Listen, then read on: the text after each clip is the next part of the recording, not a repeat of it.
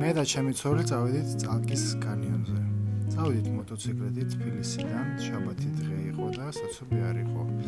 გზაში არის ძალიან ბევრი ლამაზი ადგილები, მაგალითად აი ასეთი გვირილების ბევრი გვირილები მოკლედ.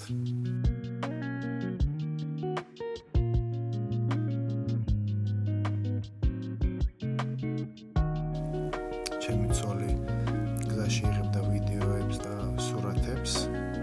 ძალიან უყვარს ვიდეოს და სურათების გადაღება. ახლოს რომ ვყავით, შევხვდა ძალიან ბევრი ცხრების ჯგუფი და მოტოციკლისტები.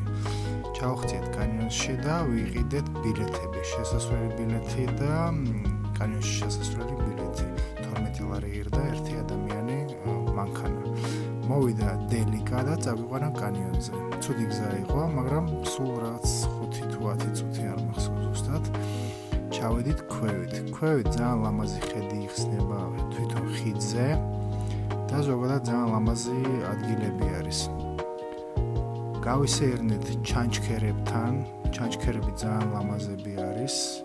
ყველას გირჩევთ რომ თუ მოხვალთ კანიონზე ჩახვიდეთ და ნახოთ ჩანჩქერები, იმიტომ რომ ეხლა ქვევიდან კი უყურებ ხიდს, მაგრამ ჩანჩქერები ბევრად უფრო ლამაზია ვიდრე ხიდი.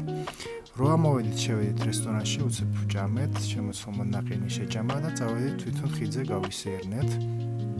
ხიდი არის ნახევრად გამჭირვალე და ძალიან სასიამოვნო შეგრძნება არის, როცა სეირნობ რაღაცაზე და შენს ქვეშ არის ძალიან დიდი კანიონი.